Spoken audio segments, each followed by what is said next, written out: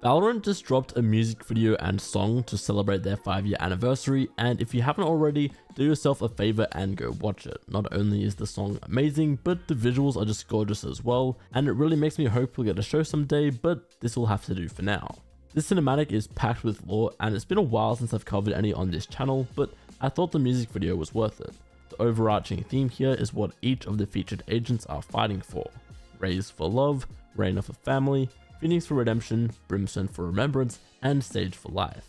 To give a little bit of context, in case you haven't been following Valorant's lore as of late, Phoenix has been going through it. We don't know exactly what has been bothering him, but his little sister Mary could be the key. These two voicemails I'll play for you shortly were released in recent patches between the two of them. In case you were wondering, the devs have no plans on making Mary a playable character anytime soon, but she does seem to have a pivotal role in Phoenix's lore, and these audios are insightful into their relationship. Yo, baby sis, giving me a taste of my own medicine, huh? Not picking up? Right. Sorry I missed your call. Calls, yeah. Been meaning to call you earlier, just, you know how it is. Hope Lagos is treating you alright. Send Auntie Bookie my best. Last we spoke, you were back home in London. No, that must have been years ago, man. Whew. Told Mum I visit soon too, but things keep popping up. My mind's all scrambled. Just work stuff, I guess. Makes me miss home a bit more. Anyway, not your concern. Just been thinking about you as all. Be nice to catch up. How's the music going? You a superstar yet? I want to know everything. Call me back. What's up, Jamie? It's Mary. I got your message. It was 3 a.m. in Lagos, so I was sleeping. For real though, it was nice hearing from you. It's been so long, bro. I almost forgot what you sounded like. I was actually back in Peckham recently. I had like a little gig down at Bossop House. You remember that place?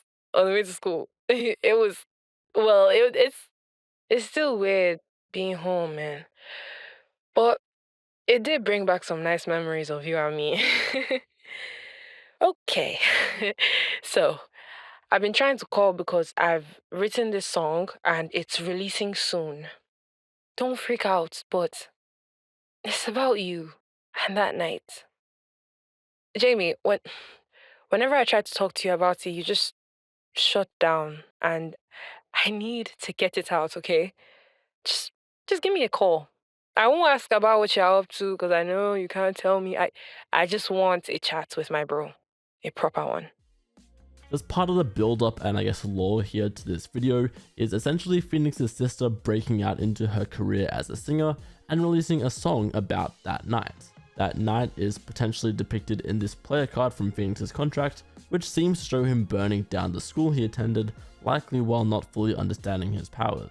This also seems to be shown in the music video, with Mary standing in the halls of the burning school, then firefighters and kingdom agents coming to clean up the mess and take him away.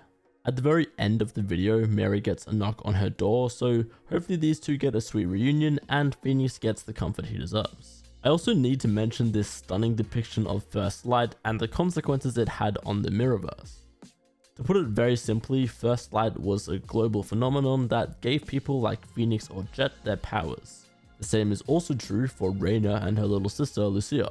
We've come to learn that Rayna and Lucia share a similar power, which means they require souls to stay alive. Being so young, Lucia can't exactly go out and get this life force for herself, hence why Rayna is fighting for her too, not just herself. For you, hermanita.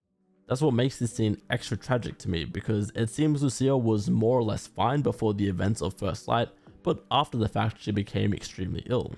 It'd be such a shock to Rayna and could explain some of her anger, particularly if anything was to happen to Lucia down the line.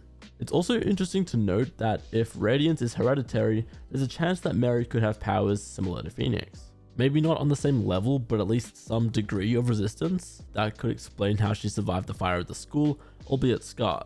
Also, I don't know how I missed this detail earlier, but you can actually see that Mary still keeps the burnt origami with her from that night.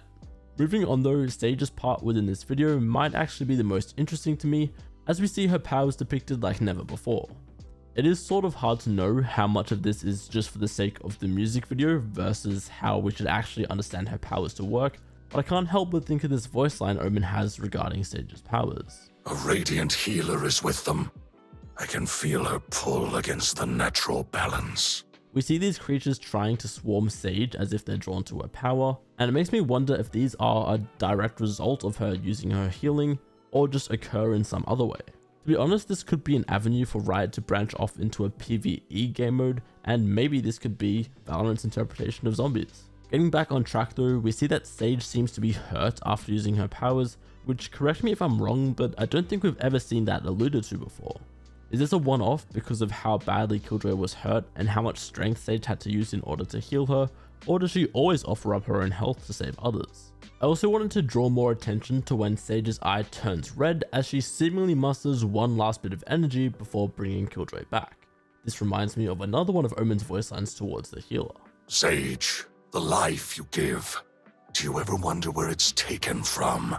I should point out too, this moment where Sage's eye turns red is specifically when the crystals form around her cheek, signifying that if she were to push herself too hard, she could lose herself. KO also has some insight into Sage's power and knows from experience that it doesn't exclusively have to be used for good. It is strange, Sage. Where I'm from, you're no medic, only a weapon. I also think there's more to uncover here between Rayna and Sage's Radiance particularly, and I don't think it's a coincidence that both of their powers are heavily to do with souls, life force, healing, that sort of thing. The major difference between the two simply being that Rayna uses others to heal herself, while Sage seemingly uses herself to heal others.